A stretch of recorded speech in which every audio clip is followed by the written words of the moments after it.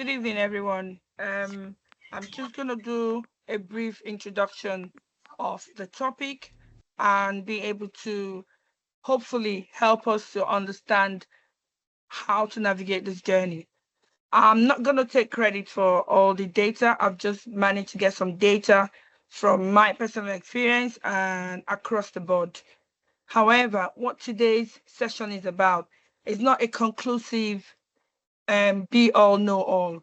There's always room for more information, data, and in one day, in one session, we're not going to be able to hit all the timeline or everything we need to know about how to help our children navigate this path.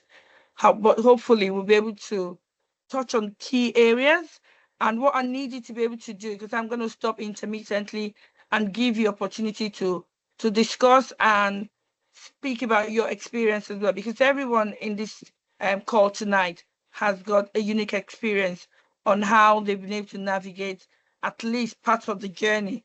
Because for some of us, I had a client this morning when I went to teach my young buyer. She was saying that her first son was an experimental guinea pig, and that's usually the case.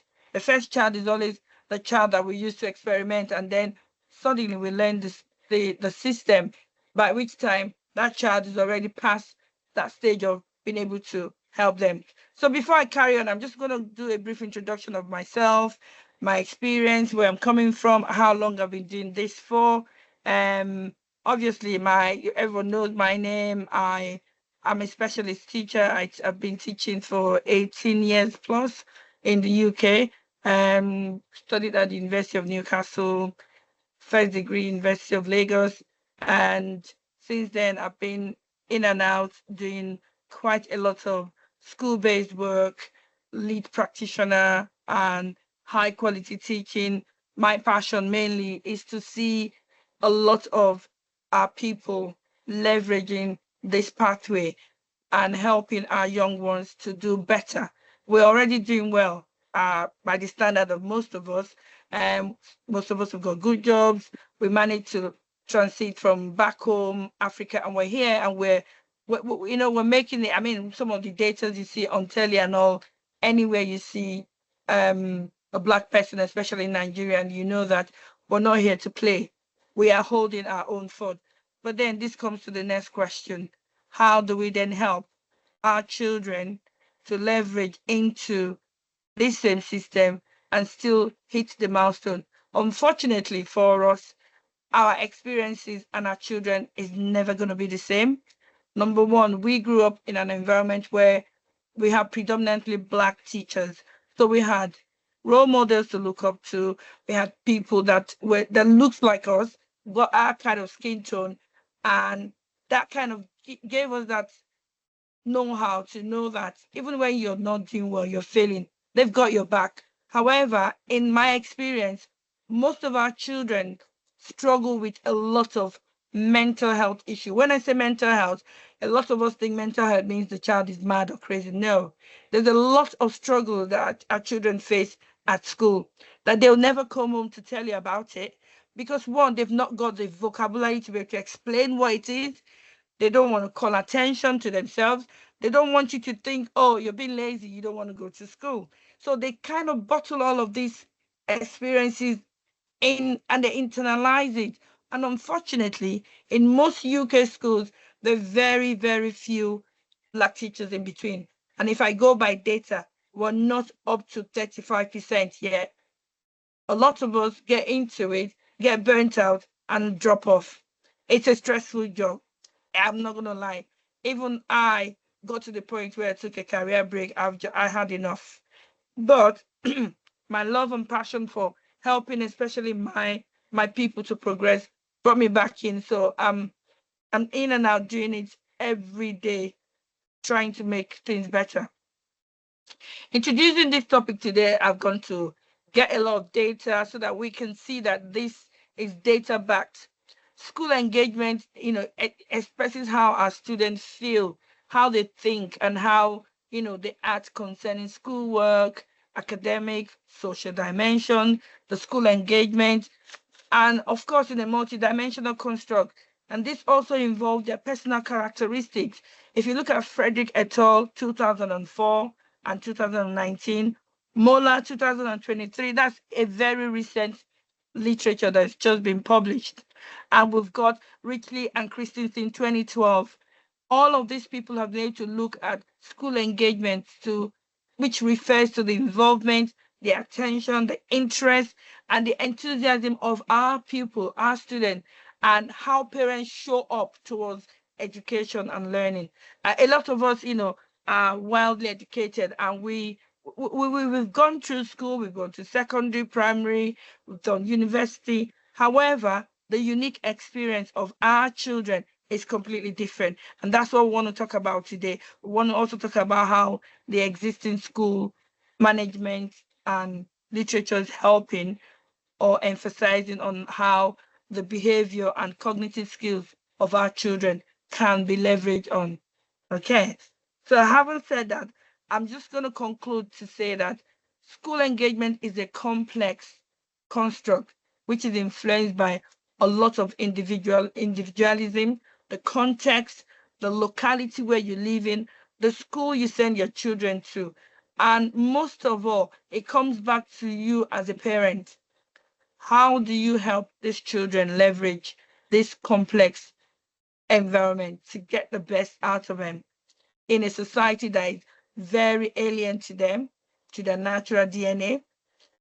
It can be brutal, and I'm not going to lie about it. I've seen so many incidents which sometimes we don't want to call it out because of the fear of being branded. Oh, these people always want to call out when things aren't going right. But unfortunately, there are things that I always say to my colleagues.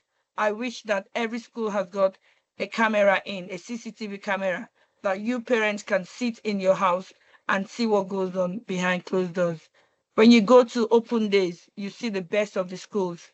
You see what they want you to see. But some of these schools, after you've gone and registered your child, you don't really know what that child is going through. You don't know how much support.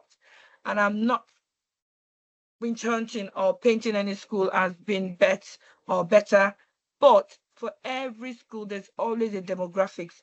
And the first thing I'd like us to look at is when you move into an area and you're ready to enroll your children into schools, please look at the league table. League table number one, Ofsted report, and I'm going to talk about Ofsted report as part of our topic tonight.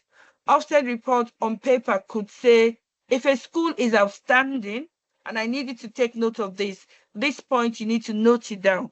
If you go on Ofsted report and it says the school is an outstanding school, touch wood, that school is good to the maximum. It's not outstanding. It's only outstanding. Remember, Ofsted, how do I say? Ofsted inspection is like you going for an interview, right? Your interviewee panel, people on the panel, they don't know you, they've never met you before. They're going to make a judgment on that 30-minute window of meeting you. So depending on how you present yourself, if you're having a bad day, for example, and you just completely fall apart and you can't string your words together, that job is gone. It's out of your reach. You can't get the job because you've not, number one, used the key folk words that they want to see. The key words, you've not used them. You've not shown them your competence within 30 minutes. But you know within yourself, and I'm saying this because I know this resonates with a lot of us. You go into an interview and you know that job is beneath your salary. You are better than that job, but you went to that interview with all of your knowledge, and then you get to the interview and you mess up. Not because you're not good enough, but because within that 30 minutes, a lot of factor comes into play. Emotional, mental, the nervousness of being in front of people, talking about yourself. And then at the end of the day, you mess up. Ofsted inspection is the same thing. Ofsted comes into a school that has been running for how long? However long the school has been running for. And within a window of 4 hours, 5 maximum, they go into select classrooms. Not every teacher gets seen. In all my lifetime of teaching, I've only been inspected twice. Okay, so they handpick teachers that they want to see. They will find the weakest teacher and the strongest. So imagine an individual is making a judgment on the school that your child is going to. And on that day, this is real. Some schools tend to do this, and I know my school used to do that. All of the naughty children that will disrupt lesson, they take them out of classroom and put them in an exclusion room. It's illegal to do that. But hey, who's gonna tell? So at the end of the day, what they're trying to say is we're trying to present our best foot forward. So hey presto, inspector comes into my classroom and my school is the worst in the whole of the country. But because I've taken out Joe Blogs and John Bull out of my classroom context, which is the natural habitat, that classroom looks perfect. The teaching goes to plan. The Ofsted person just says, oh, tick, tick, tick, outstanding. Goes to the next class. The lesson is good. Look at management level, leadership. How do you engage parents? And the school is doing it right. Of course, on the report, it will come out as good. But on in actual fact, that may not be. So we as teachers always say to you, when you see an Ofsted report and it says the school is good, take it one step to the left. So it means that that school is not actually good, it's actually required improvement. So you have required improvement, you have good, and then you have outstanding. So that school is not good in all ramifications because the Ofsted inspector is only seeing a tiny bit of the provision. So when a school is outstanding, it's better than the good school, but it's not always going to be outstanding. That's why they do a repeat Ofsted every 5 years. If the school has been outstanding for 3 years in a row, then they let you be for a while and then come back. And I've seen a lot of schools that used to be outstanding 5 years down the line, they get an Ofsted inspector, and the next thing is dropped from outstanding back down to good. So you can go up and down the scale. And recently, we've had a lot of speculation saying that Ofsted inspectors should be giving us longer notice. In the past, they used to give us longer notice, but now they sit in front of the school, they ring in and say, hey, we're coming in. So in that respect, they see a better picture of what the school is actually like. So you've not got the time to then, take some student out of context and hide them away or prepare. They'll give you time to prepare. They'll probably call the head teacher the night before and say, we're coming in tomorrow, Thursday. The head teacher then emails everyone. If you've not got your lesson plan, then you're stuck. But the practice is always be prepared. So talking about main focus I want to look at today, I want to look at parental involvement. How do you get involved in your child's learning? The outcomes that you want for your child, the cultural competencies in education, and the access that we've got to educational resources, advocacy and empowerment, the language and communication skills, very important, and as well as the social emotional support. At this point, I'm going to pause and ask, does anyone have any question at this point?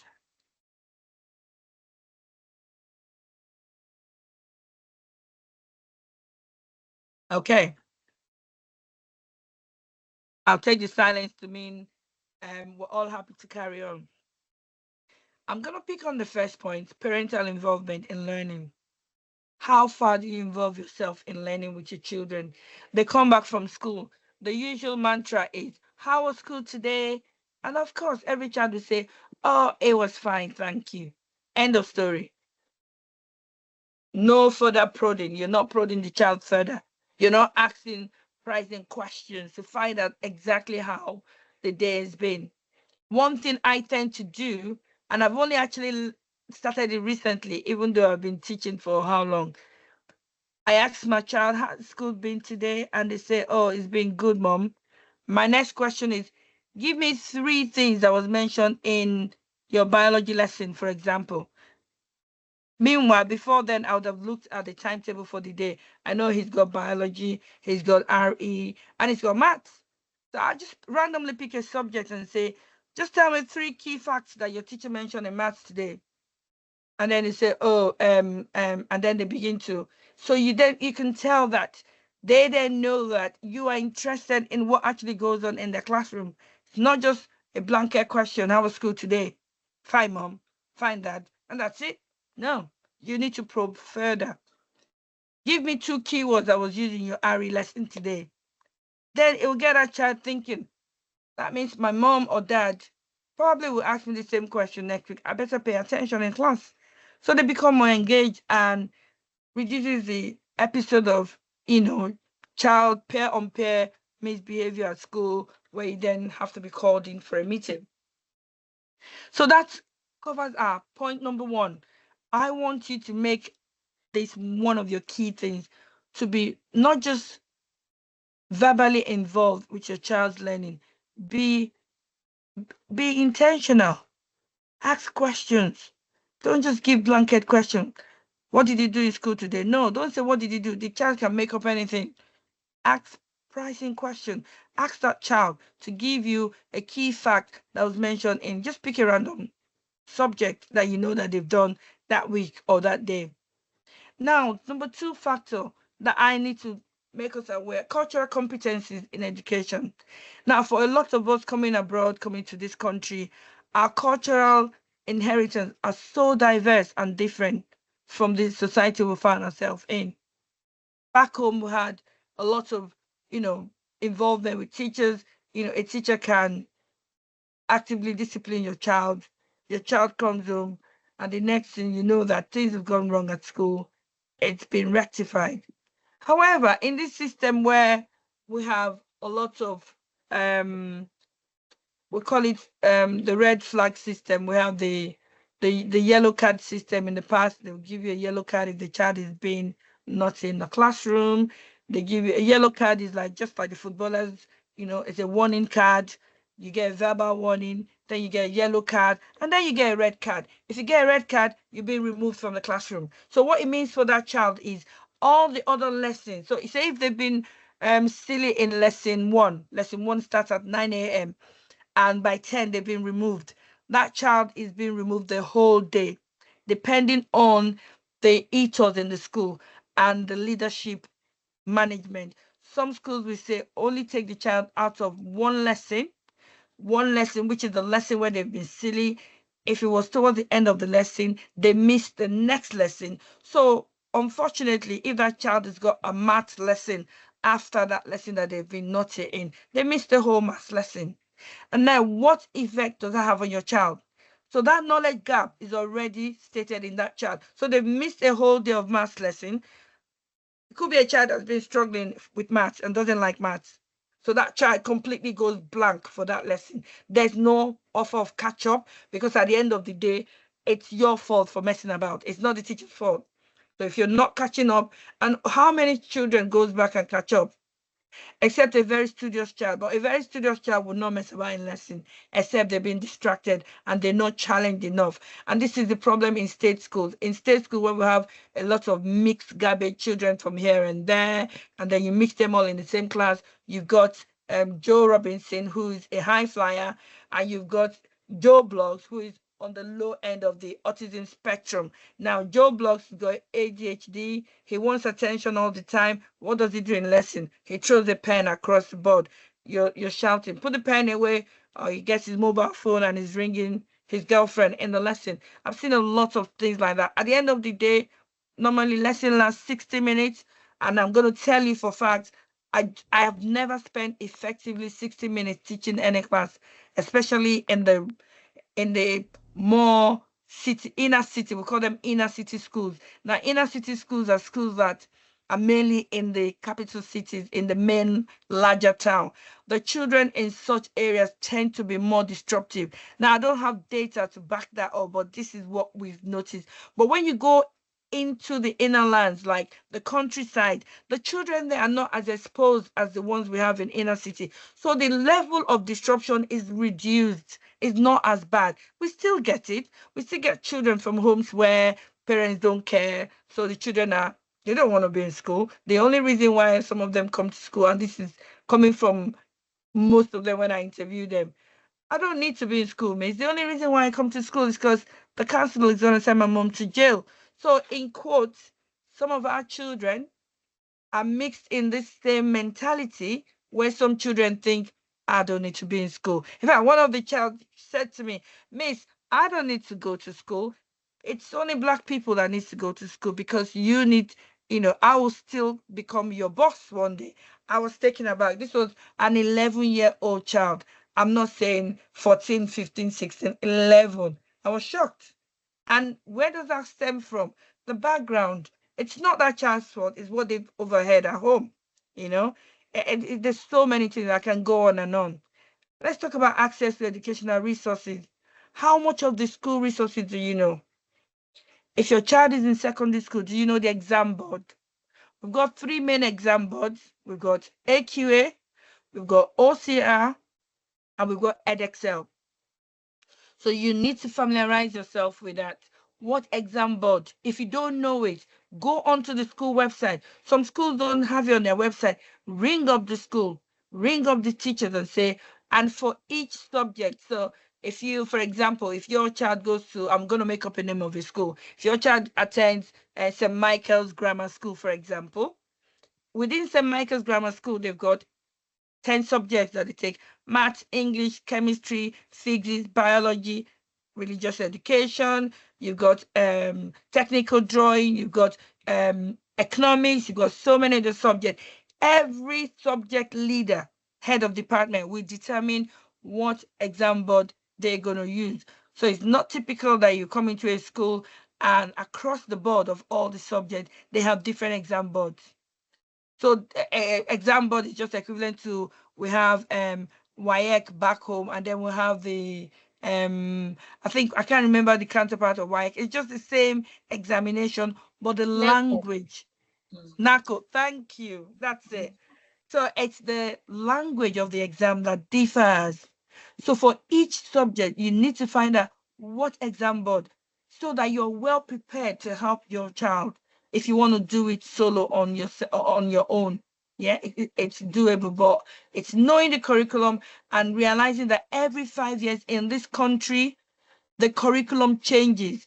The curriculum I started teaching with in 2005 is not what we're teaching now. So, for example, they may just decide, oh, this year we're taking photosynthesis out of biology, or for chemistry, we're not going to talk about water treatment. We're going to change it to the chemical balance of hydrogen peroxide. They change it now and again. So if you're a parent and you want to help your child, you need to be abreast of the changes in the curriculum, which is why a lot of parents just decide to, you know what, I'll just find a tutor to support my child. Because a lot of us back home, when we were at home schooling, we all had lesson teachers. We'll go to lesson after school. But then what changes? I get shocked when people come abroad and they say, oh, they're in UK, they're doing well. And what annoys me most of all is so frustrating for me. I speak to a lot of black parents, and when they want a school, they look at the building. Oh, that school is so beautiful. And I'm looking at this person and I'm thinking, don't tell me that you're that ignorant, that the building of a school does not make a school good. And I'll tell you one thing that we do in this country. We go to a degenerated area. So let's take Ajegule, for example. Nobody wants to live in Ajegule. Apologies if you don't live in Lagos and you don't know. Ajegule is like one of the slums back in Lagos, right? So we pick an area which is degenerative and we decide, okay, parents don't want to send their kids to this school. Tell you what we're going to do. We're going to pump in some money into the school. So what do? They get builders in, they quote for the building, they pull down the building, they build brand new school from scratch up. You walk into that facility, even as a teacher, you go, wow, state-of-the-art facilities. Tell me why you will not want your child in that school. But does that make the school good? No, because it's still the same demographics. It's still those some children that come from, and I'm not slighting anyone who live in council houses. I live in a council house. It does not matter. But what I'm trying to say is this: the fact that most of these children do not have access to the kind of quality parenting that we tend to give our children. Unfortunately, our children get to mix with such children, and you put a bad orange with the good ones, give that good orange a couple of months, and it will go rotten. Fact of science, that is scientifically proven. Okay, and I do this experiment with my students. I get oranges, put them in a basket, we'll leave it for 1 week, put one bad orange in the midst of it, and we leave it for a while, and it goes rotten. It corrupts the rest. And I've seen it happen over and over again in schools where discipline is lacking. Let's go to empowerment. How do you empower your children to leverage the opportunities that they have. And unfortunately, in the classroom premises where we have disruptive children, our children tend to mimic what they see. And data has it that you only have, and I know this came as a shock to me, you only have control over your children up to the age of 7, guys. Believe it or not. From the age of 8 upwards to their teenage years, what influences them most is the peer pressure, their friends.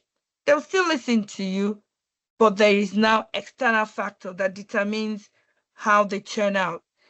So it then depends on how you manage that transition. When I saw that data, I was shocked. I thought I was holding tough with my children, and I'll say jump and they go how high. But then I see that it's because of the upbringing that I've set into them, the drip feeding, drip feeding, drip feeding. This is how we do it in our house. So even when they get to that, I don't care teenage age, when you still give your command is still authority. You're still saying this is what happens. You're gonna go through school. You're gonna go to school. One of my friends normally tells her children, I don't want to. I don't want to walk the walk of shame. Walk of shame is when they call you to school to say your child has done this and that, and you have to walk to the principal's office to have a meeting. So we always laugh about it and we tell our children we don't want the walk of shame. The only work we want is they calling us to congratulate us that you're doing so well, that you've cleared all your papers, you have all nines, and that was going to make us happy. But obviously, in reality, we have challenges as well. Language and communication skills. Let's talk about that. A lot of us speak different languages, and our children coming to school, obviously, they live here, they speak better English than most of us. But I need to, in fact, talking about this affects me as well. I need to reiterate the fact that we still need to bring our cultural diversity into our children. Make sure, even if they don't speak the language, let them have a bit of concept of, a few words here and there. And I'm going to talk more on that much later on the 5th point. Then social emotional support. What support are you giving them emotionally? Compared to when we were growing up, it was always that the children are seen but not heard. You know, back home is like, sit down there, shut up, do what you're asked to do.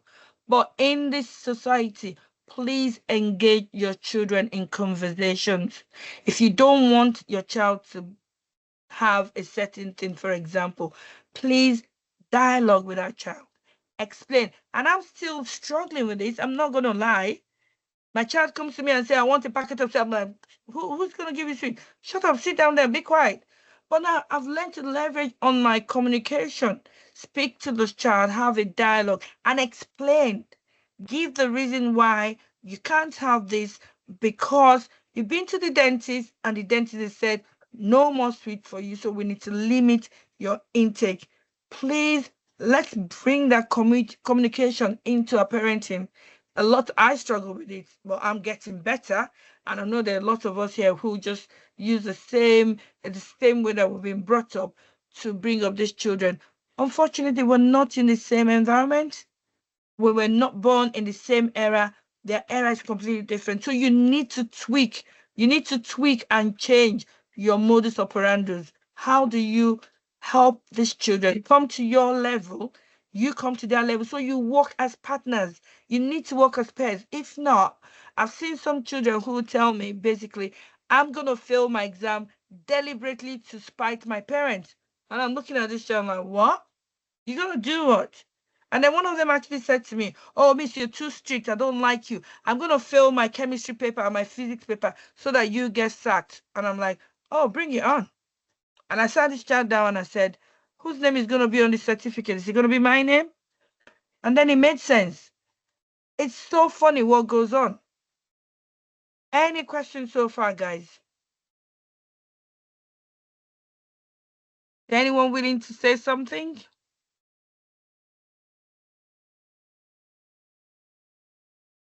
Okay. Right then.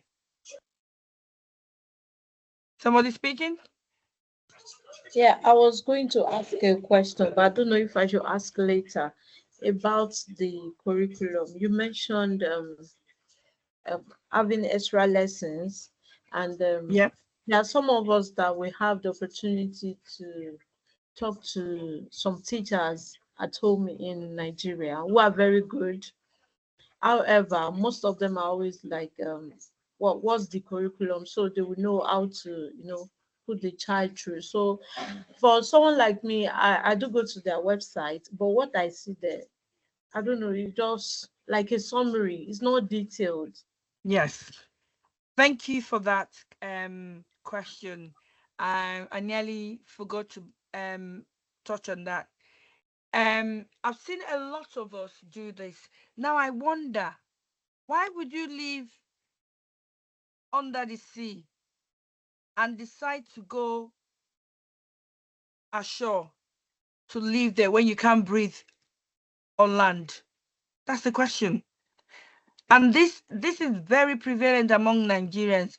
And I don't get it. And I understand that the pricing is different. I've got friends who have teachers from Nigeria teaching their children in the UK. And these children, the problem that we have is number one, the language barrier. For some of us coming here, we had to learn to re-vocalize our vocabulary. Some of us, our vocabulary back home is the way we were taught. And even I struggle with some words, and my student be like, oh, miss, that's not how to pronounce it. And I'm learning every day, and I've been doing this 18 years.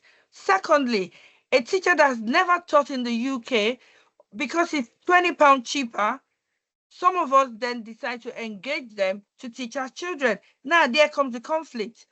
I decided to try one of the platform as an experimental platform. Somebody said, "Oh, there's a free lesson on Saturday morning." So I said, "Okay." So I logged on and I asked my children to join. And the guy was, I can't remember what he was trying to. He was teaching these children, they were doing physics, and then he was teaching them the formula for mechanics. And the way we calculate mechanics here is randomly different from the way they do it back home. So he was telling them to use the skit method. So my daughter was asking me, Mom, what is the skit method? And I just sat in the lesson, I'm looking at this teacher, and I had to text him and say, what do you mean by the skit? Oh, the skit method is how we calculate the velocity. S is for distance. And my daughter is looking at me, Mommy, S is not distance. We use D for distance here. So you see where the confusion lies. If I was not in that lesson, that child was completely confused. But this teacher was doing the right thing. However, the way that they've been taught back home is completely different. I can go on and on and on. Secondly, when it comes to curriculum, they don't know what the curriculums are. Some of them, in fact, there was one that my daughter used to go to for GCSE, RE, and maths, those subjects that I couldn't teach. And when I went in there, they were full of, I'm not here talking about tribes, they were full of teachers from India. And all they were doing was just teaching the topics that they learned back home, which is part of science curriculum. But it's not the curriculum that's relevant for the exam. The exam is in November. They've got a mock paper this next month, and you're teaching the child a random topic that is not in the curriculum. And I'm questioning the proprietor. I'm like, what are you doing? If I was not a teacher, I wouldn't know. All I know is my child is going to a lesson, and this is in Manchester, it's not even back home.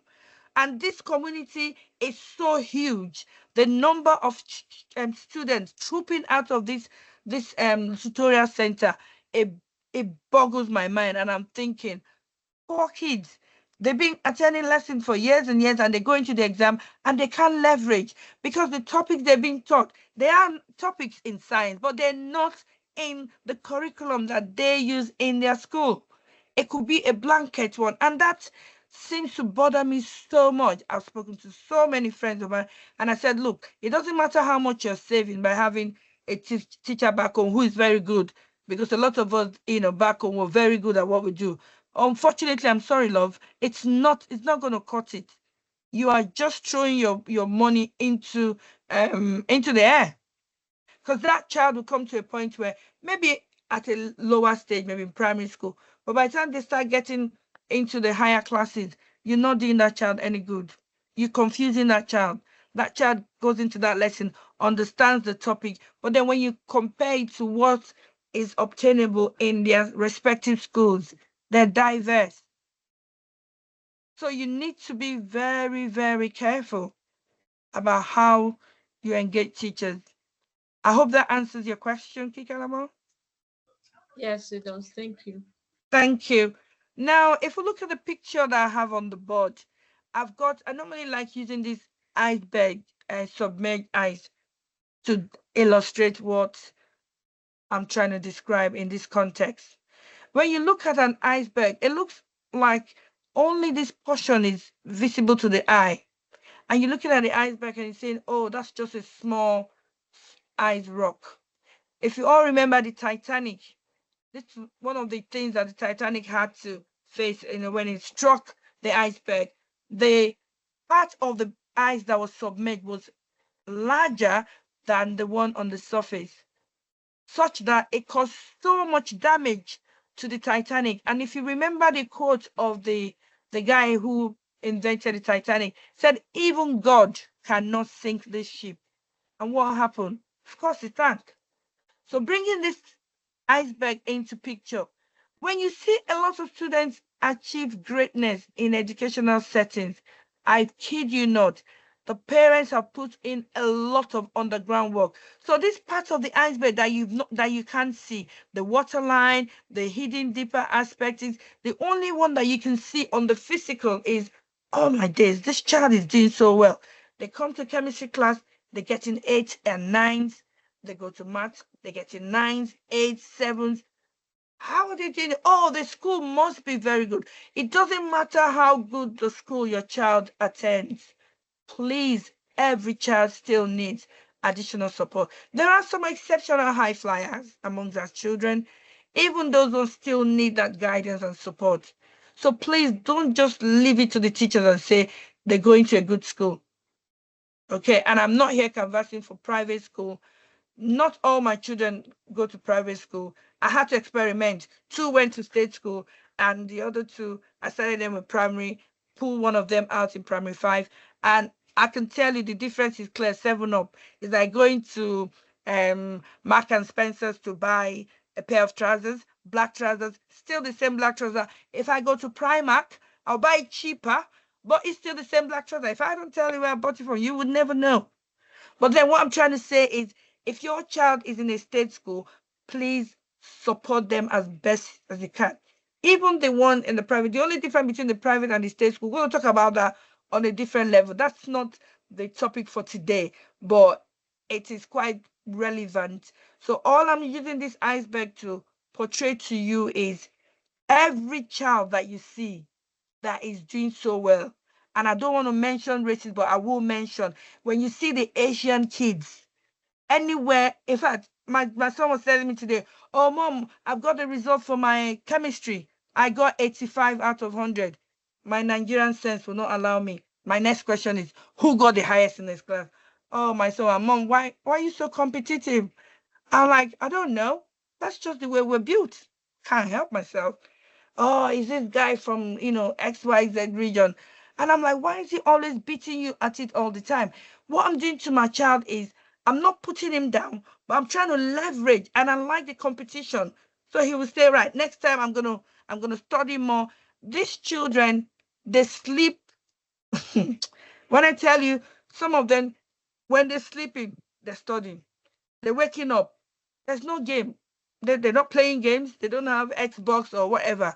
They are so focused and they're so engineered towards this is the goal.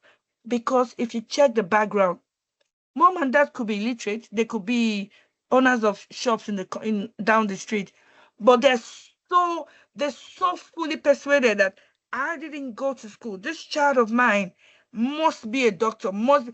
The same thing back home for most of us. The only four profession in our African nation is a doctor, lawyer, pharmacist, and what was the fourth one? I can't remember. But we know what I'm talking about. However, in this community that we're in, your child does not have to be a doctor Accountant to be accountant. Thank you. Thank you for that. Your child does not have and to be a engineer as lawyer to well. be successful. Sorry? An engineer. Engineer, thank you. Your child does not have to be all of that to be successful. In this society, there's so much support. I've seen a child that I tutored who knew next to nothing in science. Surprise, surprise, he's in pharmacy. In fact, the first time I heard, I'm thinking, what? Pharmacy? How? But when I look at how we prep these children, even when they come in without the normal GCSE qualification, what happens in sixth form college? We prep them, we prepare them. There's so many routes to the end justified even they do an apprenticeship and they get to where they want to get to. It depends on the route that you want your child to follow. And you have to sit down with this child, look at the strengths and the weaknesses and weigh it. I used to come from the school of thought that my child has to be they have to go to uni. End of story. My son was telling me the other day, Mom, I have a friend who is 17. He's starting an apprenticeship. He's earning £32,000. I'm like, what? He's not going to have any debt when he leaves school. And I'm thinking, these children are thinking far ahead of us. So I couldn't argue then. I said, well, let's wait for it. When we get to your bridge, we'll cross it. You're not there yet, so stop thinking of it. So what am I trying to say using this iceberg? Let's not overflog this issue. Any child that you see in this society who is leveraging and hitting the milestone, outstanding. And I mean, when a child is outstanding, even among the outstanding, they stand out. There's been a lot of underground iceberg work done to that child. That child has not sat down and watched Netflix for 5 hours, played game on their Xbox. No chance. They've burned the midnight candle. They've put the work in, and that's what you see as the result. So let's move on a little bit so that we don't get all burnt out just before I get to the main core. Now, my mantra is this, as you can see on my screen. The way to get started is to quit talking and begin doing. This is what Disney's quote. Let's quit talking. Let's start doing the work. How do we help these children? Enough of the talk. Go to the main core. Tell us what we need to do. But before I get there, I just thought, because I'm a visual person, I don't like too much, PowerPoint word. I like to look at pictorial data of where we're at, where we're going to, what can we do to leverage. Take a look at the graph on your screen. We've got the achievement percentage for African immigrant children versus the native pairs. All right. In the primary sector, you can see that our African children they're not far off. All right. So we've got the at primary level about 90%, 85%, but for our own African children, immigrant, 75 thereabouts. And then when they move on to secondary, can you see the dip? There's now a drop. What we should be asking ourselves is, what are the factors that may have caused this? I'm going to throw that as a question so that we can have an engaging conversation. So I'm not just talking like I'm teaching my secondary school student. Then look at the higher institution, even more drop, even though the drop is at par with the native pairs, but it's still a drop. So I'm going to open this to the platform. I want us to engage. If you want to give us an idea why you think this could be happening, please unmute and let's hear you. Thank you. I'm just going to mute myself.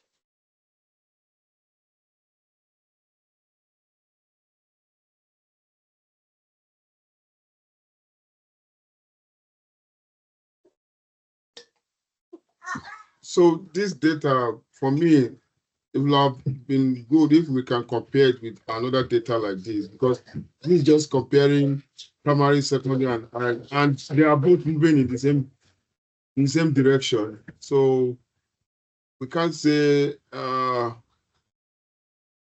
of them not doing well or doing badly, because both of them are dropping from primary to a drop from to secondary school, both drop. So for me, maybe we need to compare with another data of the same. Just trying to wrap my head around it, because with Right. this now, it looks as if everything is has other factors that are affecting both. Yes, but my question is, and that's quite, thank you for that notation there. But my point here is, I don't know. I think I always like to see equality. Let's talk about the primary now, comparing the level of our own peers compared to their peers. I always want to see um I don't want to see the disparity, even though it's not a wide gap. But why should we have our children doing less than their native peers? All right, that's the main point here. Now, I've got other data that I want to share with us, but for this one, my concern is in a class of 30 kids, maximum in the country, we have 30 in a classroom. If it's a school where that's very popular, they push for 34 in a class. So in a class of 30, And 34 Daisy kids, has a hand up. pardon? Yeah, when you say native pair, is it like the British children generally as in Yes, mixed up, yes, or the white British? yes, native, white British. Just white British, okay. Yes, native. So they're native. Every other person is migrated from somewhere. All right, thanks. Okay. So this is one of the things that we need. That's why I said this session has to be in two parts. We can't trash everything today. Now, this is one data that even the the Board of Education, what they tend to do now is they've now introduced a lot of diversity strategies to help our children leverage, because they know they can see this. They know that it's not that our children are not intelligent, it's not that they're not hitting the milestone, but there's still that difference in data when they punch it. 'Cause we use something called Sistra. Sistra is a software where you put all the achievements of the white native, believe it or not, into this computer AI system, and plug in all the immigrant children. It could be Polish, it could be, and then plot a graph, and then gives you the disparity. So even within the educational sector, the Ministry of Education is trying in all of their applications to try and bridge the gap. If you see some initiative that we call bridging the gap, they send us on training, all sorts of training. How do we help these children leverage? It's still ongoing. They've not got the answer yet, neither have I. But we see this happen day in, day out. We've got children that are doing exceptionally well, but compared to the whole cohort of our immigrant children, the gap is still there.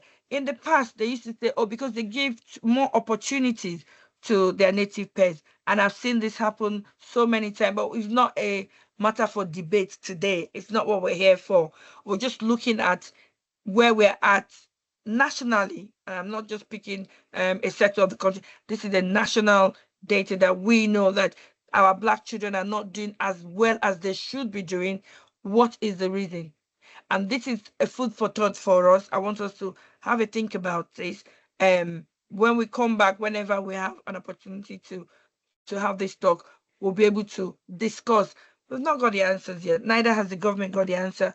But what I'm looking at is at the grassroots, how are you helping? Because before we come to national level, every child comes from a family network, a family cycle. How do you start from your subnet? Yeah, from your the Venn diagram is the bigger one. From your little subnet, how do you help your child? How do you leverage on all the resources and your vast knowledge? You've been in this country years before they came in. You know the system a little bit. Even if you don't know the system, this is the reason we're here tonight. So this data, I'll come back to it and we can discuss further on that. But I tell you, we can carry on and on this one and not go as far as we want. So back to my quote. The way to get started is to quit talking. Let's start doing it. I've just done a timeline of what of our children and how to help. I'm just gonna skip to that timeline and come back. So what I've laid out here is how to help your child from year three. Year three is more of the starting point. When your child is in year one, year two, we call it the year of rest. Let them enjoy their childhood, just go to school, come back. But when they get to year three, and most especially, I focus on year three, depending on the strength of the child. If you have a child who is an average child, I will start from year three. But if you have a high flyer child who is so hot, you know your child well, you know your children. Nobody can tell you about your children better than yourself. You know this child is so good. You could delay for another year and start in year 4. But by the time that child gets to year 5, I'm afraid it's already getting too late for you to prep them for this exam, the first stage in their life. Okay, let's talk about this. But before we go there, I'm going to just skip back one step to show you another data that I was able to get. Nationally, we know boys versus girls. Girls do better than boys. Whether you agree with me or not is irrelevant. Girls do better than boys. And this is the reason why some parents prefer for secondary school level, they want their children to go to mixed schools, we call it co-ed, co-educational sector. Or some people just prefer to say, no, I want single sex. But your choice as a parent, because you rule the nest, you decide where your child you want your child to go to. But you need to be aware that children may not feel ready or know how to tell you about how they're struggling at school. So you need to decide which way to go. If you look at this data I've got in front of me, boys versus girls academic performance, we've got in primary school, you can see that the boys are lagging behind with the girls. But when you come to maths and science, boys are, for some reason, science, especially physics and chemistry, they lead in the turf. Biology, they go, it's not for me. It's a girly subject. So that seems to let them down a little bit. But then when it comes to the overall grade, the girls still lead. There's a school in Manchester called, we've got the Atrium School for Girls and we've got Atrium School for Boys. Now, Atrium School for Boys is leveraging off the performances of Ochiam Girls. Ochiam Girls is one of the best schools, a grammar school in Manchester. But when you want to pick a school for your child, if your child is a male, you just go, oh, Ochiam Girls is doing very well, so Ochiam Boys must be the same. But until you work within the school, it's not a bad school. It's a grammar school as well. But when it comes to the data, when we come to the league table, now league table, we're talking about GCSE result, how many percentage. So if you enter 100 students for GCSE in 2024, for example, which they're going to write next year, how many of that 100 people, how many of them got A star to C? And remember, in this current cohort, we don't use A, B, C like we did back home, F9 and all of that. Now they've not changed it to number system. So we have 9 to 4. 9 is equivalent to your A star, 8 is your A, B. So you need to work it out like that. If you don't understand it, you're like, why are they using 9s and 8s? The reason they decided to use numbers is somewhere in the data, they decided that, oh, these children are getting traumatized by the fact that, so if a child gets F9, for example, they get traumatized and they feel like they're a failure. So in this system, in this country where we don't want to damage their mental capability by the things that we say to them, so they've decided to recoin it to 9s to 4. So 4 and 5 is your C grade, the old C grade. The 5 is a strong C. The 4 is a weak C. So if your child has 4s all through and it comes to university application, the school will most likely, especially big schools like Manchester University, Edinburgh University, they will take the child that's got a 5 before the one that's got a 4, because if there's more space for the child that's got a 4, but we've got more people with 5, why would I take somebody who's got grade 4s and leave the 5s? So this is just to give you some context. So how do we then prep our boys versus girls? So this is another data that I want us to have a think about. And buttressing that fact, before I go to what I wanted us to discuss, educational performance of African versus Asian children. If you take a look at this, yeah. Yeah, some people are asking for the source of the data of the data. Okay, I'll put it at the end of the slide. I'll send it to the group. No, yeah, I'll send it. Yeah. Okay. So if you take a look at this one, for example, I've got some test average scores. Normally in primary school, at the end of the primary school, we do a SAT exam, so that when they get into secondary school, they're ready to the school will then pass the data to the secondary school. But what most secondary school then do is when the students come to us in year 7, what we tend to do then is we reassess them, because the national SAT paper, unfortunately, not every children writes it.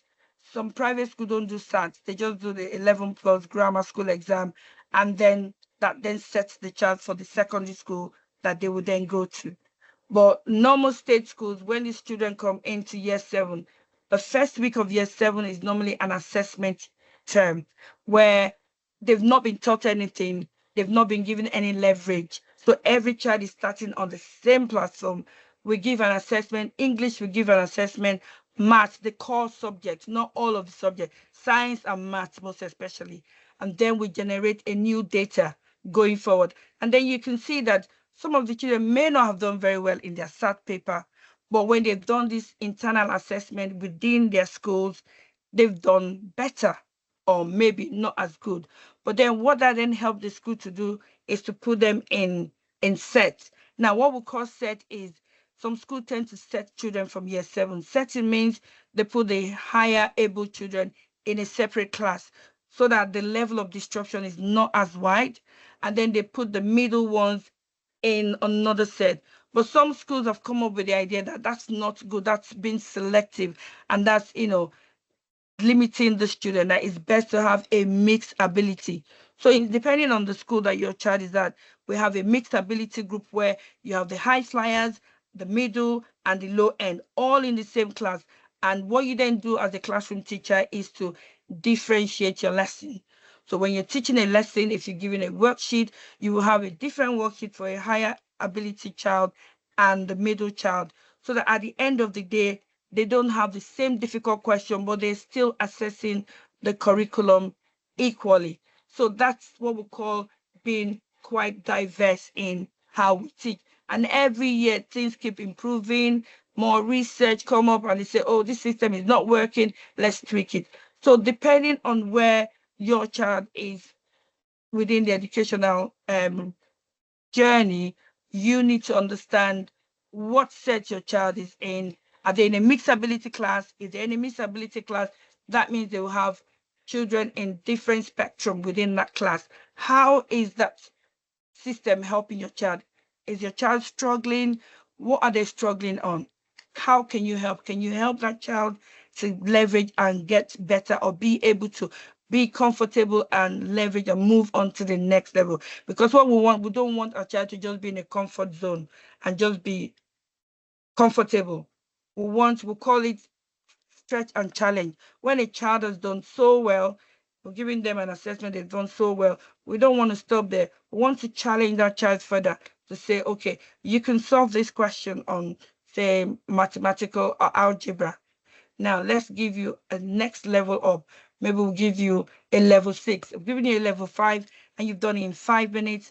Then within the remaining minutes of that lesson, you've got extension work. You give it to that child and see how they leverage on that. And then based on what they've got right or wrong, you then tweak your lesson for the next time. So looking at this then, I've just put this rough guide on the screen.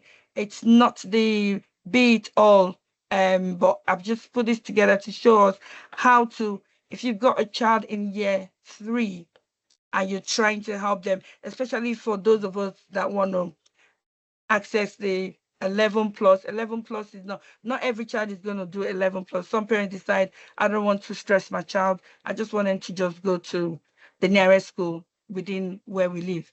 That's fine. For some of us who want to go through that, 11 plus exam. 11 plus exam is just an elective exam that you can, your child can sit for if you so choose. But if you are preparing your child to go in that direction, I always recommend to start in year 3, which is, I call the foundation year for 11 plus. But it's not intensive.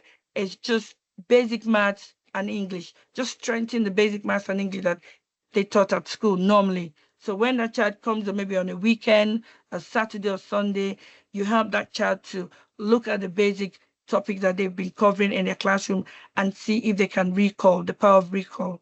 Weekly activities that I always recommend is reading regularly, which is quite extensive. It will help with the vocabulary, because for this exam, one of the key areas that it tests is the vocabulary for each year group. Year 3, there's a list of 1,000 words that the child needs to know by the end of that year.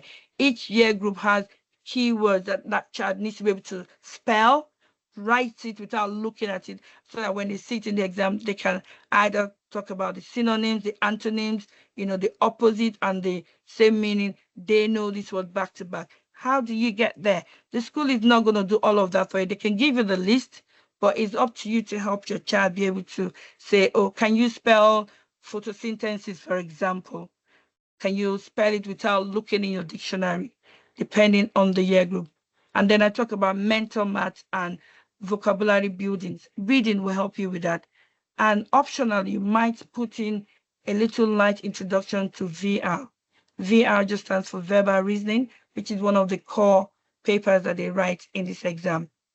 When they get to year 4, which is between the age of 8 to 9, which is where the initial preparation for the 11 plus exam starts, my core focus will be to continue to build on the English and maths that you start in year 3, which they've been doing at school. But when you come home, you're just extending that to help that child recall. Then the reasoning, begin formal verbal and non-verbal reasoning practice. There's so many books out there that you can buy on Amazon. There's the Bond books, there's the Scofield and Sims. There's so many other ones that you can buy to help that child. Then weekly activities, I would recommend that you work on the comprehension. Creative writing is a big one. For creative writing, for most state grammar schools, they don't normally do creative writing, but if your child was going to try for an independent school, there's no independent school that don't do creative writing. They want to see how creative that child is in writing. They just give them an abstract topic and say, oh, my mother is a philanthropist, write about it.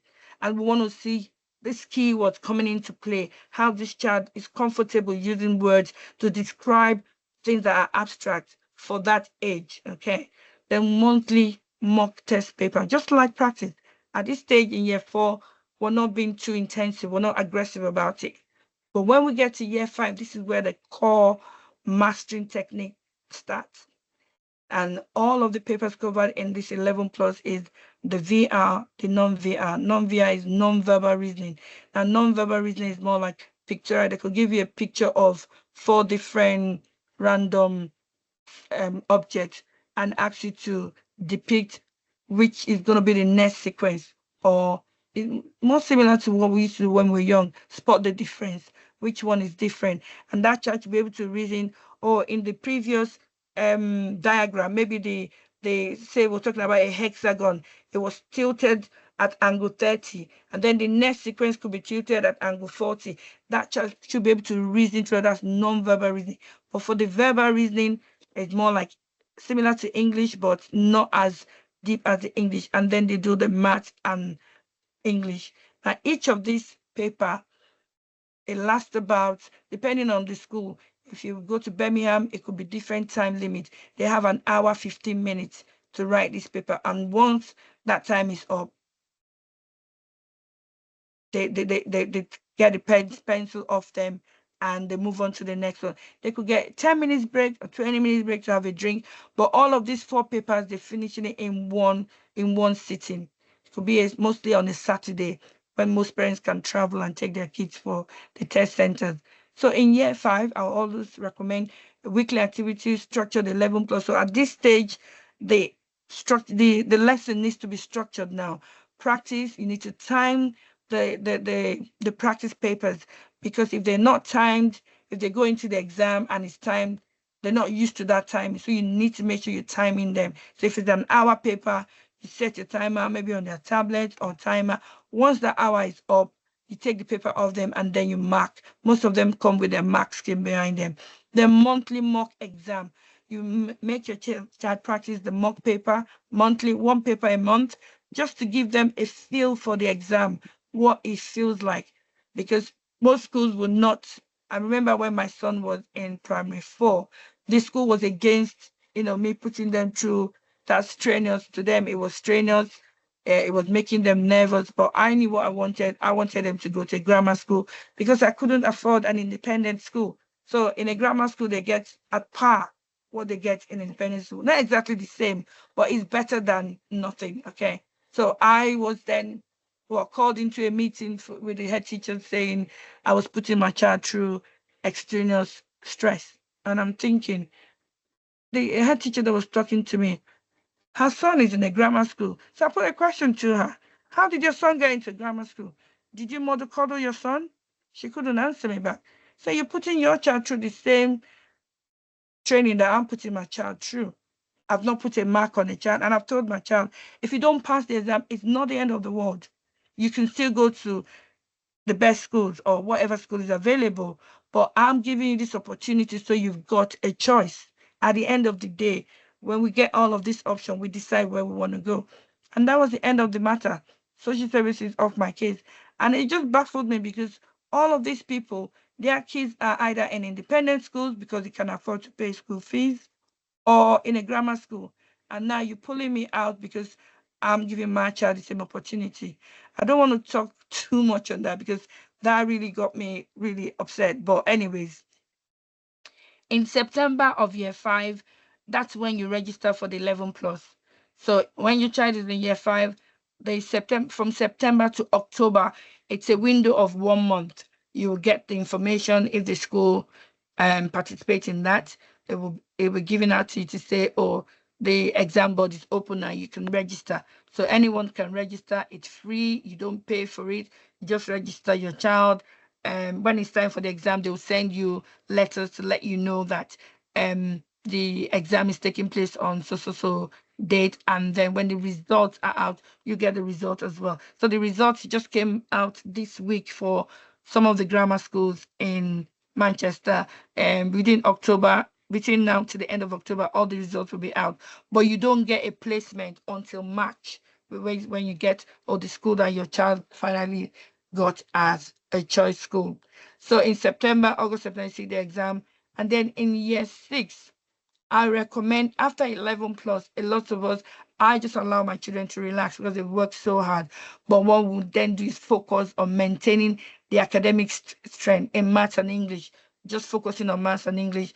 I forget the non-verbal reasoning, verbal, they don't need it anymore. They've done it in year 5. They'll do it in the first week of year 6. Okay. And then start introducing higher level concepts just in maths and English, nothing too strenuous at that level, because after the exam in year 6, they're more or less, even in school, they're not doing too much. Okay. For the state school, they're then preparing for SATs. And I kid you not, the SAT paper is easier than the grammar school exam. The SAT paper, any child can sit it with their eyes closed. But it is what it is. Some people still claim it's too strenuous for their children. It is what it is. And then I start introducing concepts for English, maths, and science in year 6.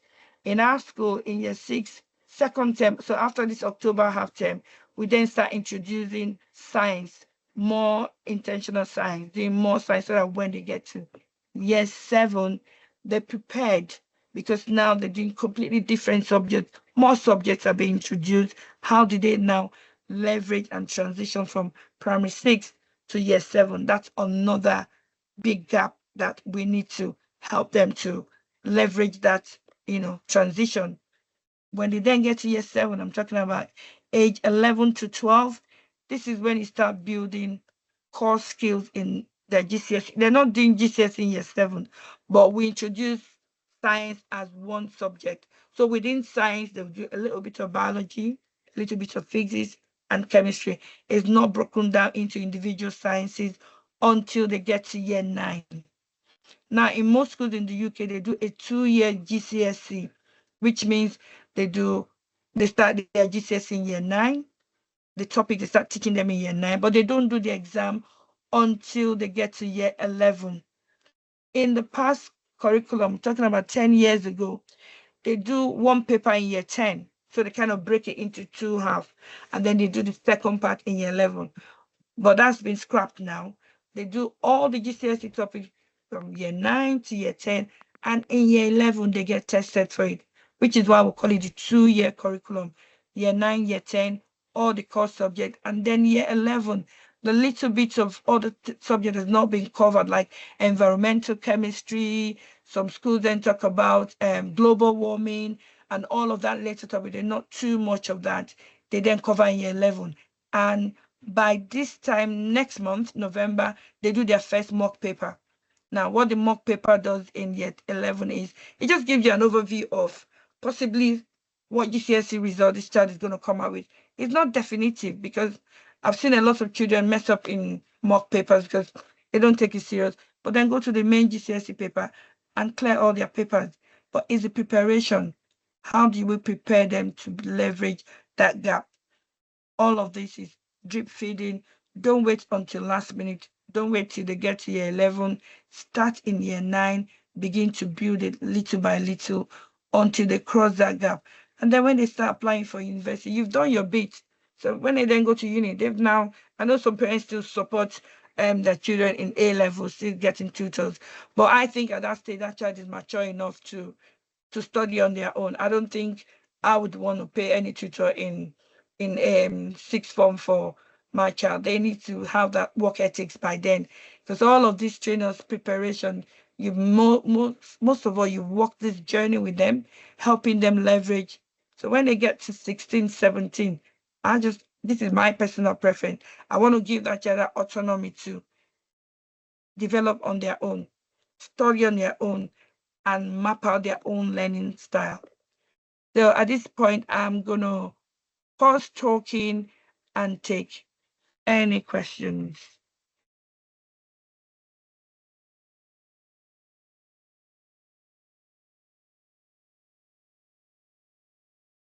Hi, Miss.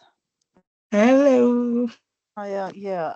I've got a year 7 son who just started in September, and my question is it worth get him a tutor of the interim, or just wait to see how things pan out?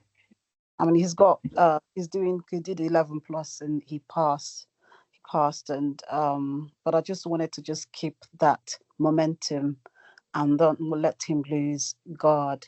So I'm just wondering, I was contemplating maybe getting a tutor, but I was thinking maybe wait till year 8 to see. Yeah. Uh, So what I would say to that is most I would wait till year 8. But what I want you to do is keep the core, like I mentioned in one of my slides, English and maths. Keep that momentum on, because remember this child did 11 plus, so they've gone through the height of studying. Their study skills has been so elevated, so they're there. And one thing I noticed, especially in my son's school, this is one of the things that we're discussing amongst us teachers. These kids come in high flyers. They come into year 7 because the tempo is now dipped. They then relax. mm, They then do internal exam. You see a child who's coming with the cutoff for St. Ambrose, for example, was 450, and this child is coming with 449. But in year 7, he's still in the back. Like, the mom was speaking to me and thinking, what's wrong with my child? There's nothing wrong with that child. All they've done is the momentum had been built up to that exam, just like any other exam. You build up your momentum, you write the paper, and then it fizzles up. And then if you, as a parent, don't rein it in, gradually you'll see that child going from maybe one of the top 5 in the class. They're no longer there, and you're wondering. So I wouldn't get it too restricted, except out of preference, but keep the momentum on just light touches of the math and English, mm, making sure that you're checking in to make sure, especially he comes back from school, just ask him, give me 2 key facts, 3 key things that have been studied in his class today, in chemistry, in maths. Tell me what topic you've studied. Tell me 3 key things your teachers mentioned about that topic. Can you remember what was said? What homework have you been set? mm, When is your homework due? My son, homework will be due on Friday, right? He comes in, he gets the homework on a Friday. He waits until the Thursday night to do the homework. And I didn't pick on that until recently. I started getting emails saying, oh, Denzel has not started his homework. Can you encourage him to? And I'm looking at the deadline. I'm thinking, why are they making him? But then it's a work ethics that it kind of inculcating into them. yeah. Because what then happens in the night before, hey, he's awake till 11 trying to ram everything in. And what then happens? A lot of mistake goes into it. He doesn't get 100% that he should be getting. Or I'm not saying he should get 100%, right? But he should be leveraging. He's a high flyer. He begins to dip. He's in year 8 now. Guess what I'm doing now? I have now re-intensified effort because in year 7, I just allowed him to just lie low. But now I'm seeing the detrimental effect of that because Yeah. he's just come last parents' evening. I was embarrassed. I'm a teacher. My son's teacher is telling me, oh, he's very quiet, but he's not pushing himself. And I'm like, what? Because I just allowed it to, like, oh, he's just finished 11th. He's in year 7. He's still a little wee baby. Just leave him. And you know your children. My Mm, first son is not like that. I didn't get him any tutor. Up to today, he's self-motivating. But the younger one is laid back, very clever, but I'll do it when I want to. So now I picked it up every Saturday. They have maths lesson, they have science lesson, and now I want to add a language just to keep that momentum going. Because you don't want to get to year 9 and you're running from pillar to post, trying to ram everything in. So I mean, well done for bringing up that question 8. It is what the preference of the parents is, I'll say. Um, yeah. I left my son in year 7 to just because I said if you pass this exam, that was we call it the carrot and the stick. That was the reward. If you pass your grammar school exam and I don't have to pay independent school, in year 7, I won't bother you. Whether you do, I shouldn't have said that, but Mm. because he was so laid back, I was so scared that he wasn't going to pass. But then I then had to when you promise you need to keep up to it. So I said, okay, I'm gonna let you run through year 7, and then we've just started year 8. This is our first half term, so now we're back into it now. So he knows there's no turning back now. We're gonna give it what it takes. So I don't know if that answers your question. No, it does actually. It worries me because I was thinking, no, you've gotten up to this height. We don't want to lose that momentum. Let's just keep No, going. Yeah. yeah, yeah. But out of interest, do you do any tuition? Because I stay in Manchester as well. Oh yeah, I do. Oh, okay. Is there a way we can get your contact? Right, okay. I'll put it at the end of um the presentation. All right then. Thank you. Thank you for that. Yes. Any other questions? Does anyone have anything to add or subtract or questions, please? Let's make it interactive.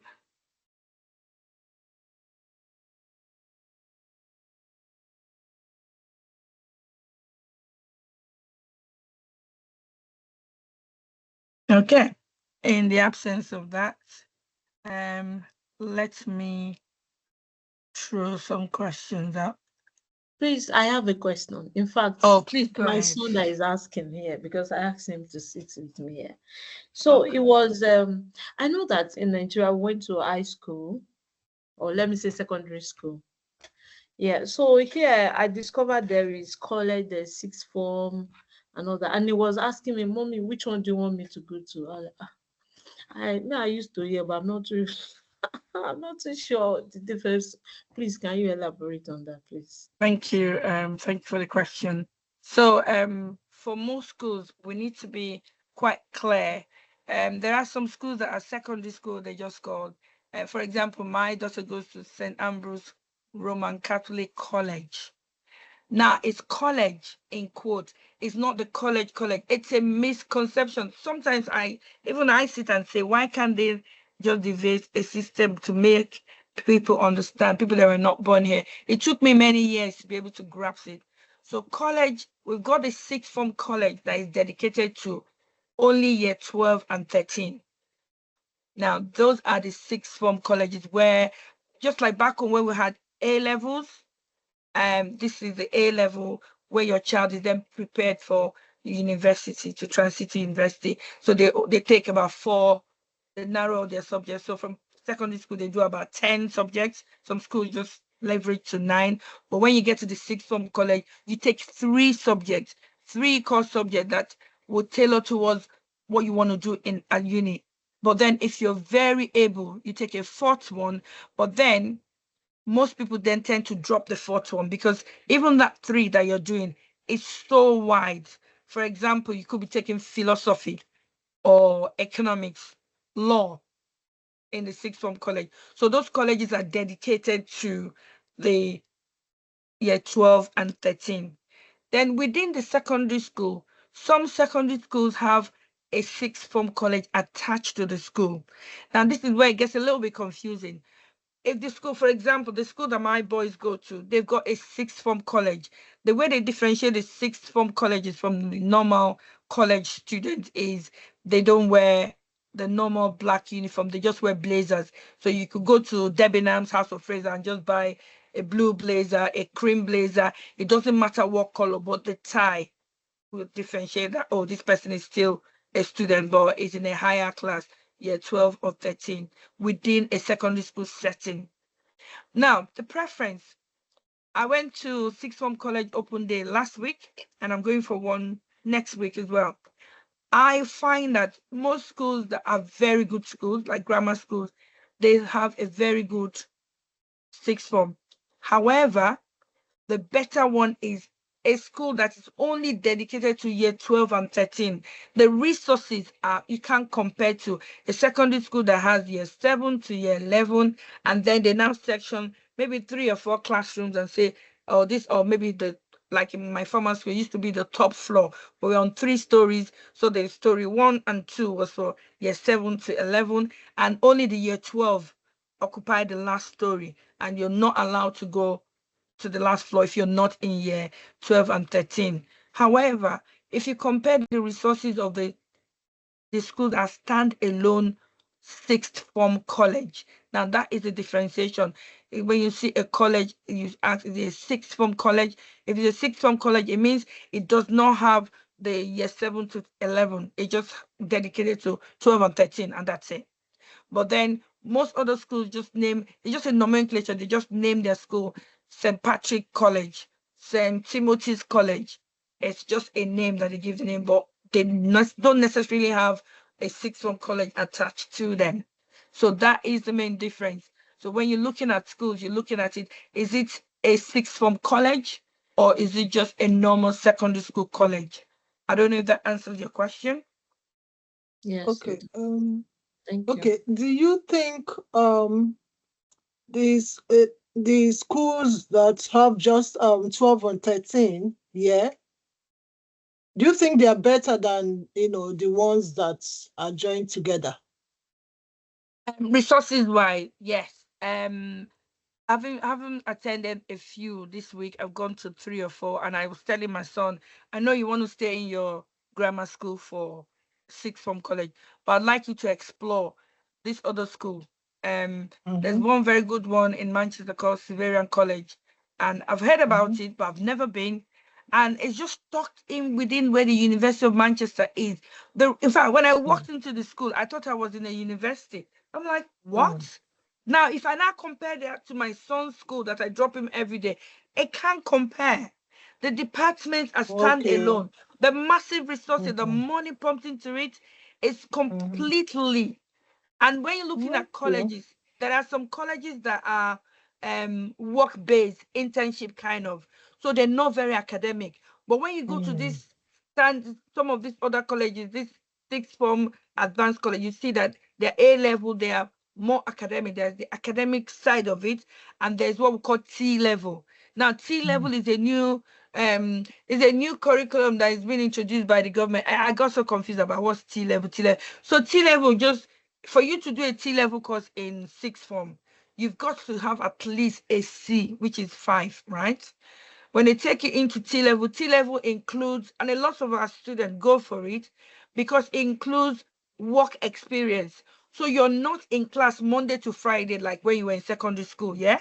You can do 3 days in class and 2 days you work for. So depending on the company that you decided to partnership with, the school partnership, it could be Rolls Royce, it could be Debenham, it could be any company completely. They just go there and they do the 2 days as a staff. So they are now coming in as a junior staff. So they're showing them the rope. So when they now go back, they now they have a portfolio to present.